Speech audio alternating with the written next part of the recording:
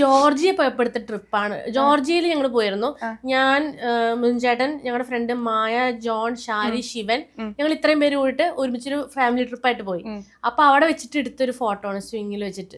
എല്ലാത്തിനും ഇപ്പൊ വീഡിയോസിൽ ആൾക്ക് താല്പര്യമില്ലെങ്കിൽ വീഡിയോസ് കോണ്ടിലൊക്കെ ആള് കൂടുമല്ലോ. അപ്പൊ ഇതെങ്ങനെയാ എന്തെങ്കിലും ഓഫർ ചെയ്ത്? അയ്യോ, ഓഫറിന്റെ ബഹളാണ്. ബാർഗെയിൻ ചെയ്യും ഭയങ്കരമായിട്ട് വന്നിട്ട്. എനിക്ക് അത് വാങ്ങിച്ചു തരണം, എനിക്ക് ഇത് വാങ്ങിച്ചു തരണം എന്നൊക്കെ പറയും. അപ്പൊ നമ്മൾ അവസാനം വഴങ്ങി കൊടുക്കും. നമ്മള് ഇത്രയും തുടങ്ങും, നമ്മൾ കൊണ്ടുവന്ന് ഇത്രയ്ക്ക് എത്തിക്കും. എന്നിട്ടാണ് അവസാനം ചെയ്യ വീഡിയോ. അങ്ങനെ ചെയ്യിപ്പിക്കുന്ന വീഡിയോ വാങ്ങി കൊടുക്കാറുണ്ടോ? പിന്നെ അല്ലാണ്ട് അവള് പറയും ഞാൻ ചെയ്യുന്ന ജോലിക്ക് എനിക്ക് പൈസ വേണ്ടേ. അപ്പൊ അത് ന്യായമാണ്. അവള് ചെയ്യുന്ന ജോലിക്ക് പൈസ കൊടുക്കണം, അത് ന്യായമാണ്. അപ്പൊ അതായത് വേണ്ട എന്താ ഇഷ്ടമുള്ള, ചിലപ്പോൾ ബ്രേസ്ലെറ്റ് ആയിരിക്കും, അല്ലെങ്കിൽ ഒരു റിംഗ് ആയിരിക്കും, അങ്ങനെ എന്തെങ്കിലും ചെറിയ ചെറിയ സാധനങ്ങളൊക്കെ പറയാം. ആക്ടിങ് അച്ഛനെ പോലെ ഈ പറഞ്ഞ ഇല്ല, ഇഷ്ടമല്ല. ആക്ടിംഗ് ഫീൽഡ് ഇഷ്ടമല്ല. ആളുടെ ഒരു ഡ്രീം സൈക്കോളജിസ്റ്റ് ആവണം എന്നൊക്കെയാണ്.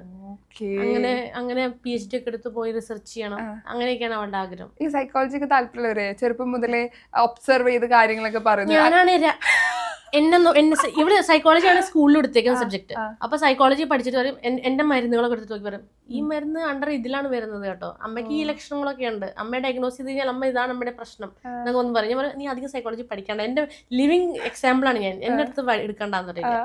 അങ്ങനെയാണ്. കുട്ടി ഡോക്ടറാണ് ഇപ്പഴേ ഒരു രക്ഷയില്ല ജീവിക്കും. ഇത് വലുതായി എന്താവും എനിക്ക് ഐഡിയയില്ല.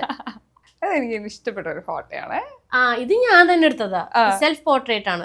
ഞാൻ തന്നെ മറ്റേ രാജരവിവർമ്മ പെയിന്റിംഗ് ഇൻസ്പയർഡ് ആയിട്ട് ഞാൻ തന്നെ എടുത്തൊരു ഫോട്ടോ ആണ്. ഇങ്ങനത്തെ ഒരു ഫോട്ടോ ഒക്കെ എടുക്കാൻ ഏകദേശം എത്ര ടൈം വേണം?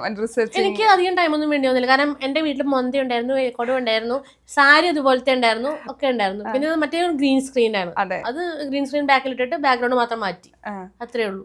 ഇത്രയും ഭയങ്കരമായിട്ട് അത് വെറുതെ ഇരിക്കാൻ അത്ര ഇഷ്ടമില്ലാത്ത ഒരാളാണ്. ഇപ്പാണ് കേട്ടോ. പണ്ട് വെറുതെ ഇരിക്കാൻ ഇഷ്ടമല്ലായിരുന്നു. ഇപ്പൊ എനിക്ക് വെറുതെ ഇരിക്കുന്നതാണ് ഇഷ്ടം. വീട്ടിൽ കാലത്ത് എനിക്ക് എന്റെ ബെഡിൽ ഇരിക്കുക, എന്തെങ്കിലുമൊക്കെ ചെയ്തോണ്ടിരിക്കുക, അതൊക്കെയാണ് ഇഷ്ടം. ഒരു ദിവസത്തെ ഇത്രയും ബോറിംഗ് ലൈഫുള്ള ഒരു വ്യക്തി വേറെ ഉണ്ടാവില്ല. അത്രയും ബോറിംഗ് ആണ്. കാലത്ത് എനിക്ക് ഭക്ഷണം കഴിക്കാൻ പോലും എനിക്ക് താല്പര്യമില്ല. ഞാൻ എന്റെ വീട്ടിൽ എന്റെ ബെഡ്റൂമിൽ പ്രൊജക്ടർ ഉണ്ട്. മുഞ്ചേട്ടൻ ഫ്രണ്ട് ചെയ്തായിരിക്കും നെറ്റ്ഫ്ലിക്സ് കാണാം. അപ്പം മുഞ്ചേട്ടൻ കാണുന്ന ചിലപ്പോൾ ലിങ്കൻ ലോയൊക്കെ ആയിരിക്കും കാണിക്കാം. അപ്പൊ ഞാൻ എനിക്ക് വല്ല K-dramas കാണാൻ വേണ്ടിയിട്ട് ഞാൻ പ്രൊജക്ടർ ഇട്ടിട്ട് ഞാൻ കാലത്തിട്ട് ഇതിട്ടിരുന്ന് കാണും. തന്നെ കാലത്ത് 5 മണിക്ക് എനിക്ക് സ്കൂളിൽ പോകും. അപ്പൊ 5 മണിക്ക് എനിക്കുണ്ടല്ലോ. അത് കഴിഞ്ഞ് കുറച്ച് പോരടിച്ച് ഞാൻ കിടന്ന് ഉറങ്ങും. പിന്നെ എനിക്കും ഭക്ഷണം കഴിക്കും. പിന്നെ ആദ്യം കുറച്ചു നേരം ഇരുന്ന് K-drama കാണും, പിന്നെ കിടന്ന് ഉറങ്ങും. എനിക്കും ഇതൊക്കെയാണ് എന്റെ പരിപാടി.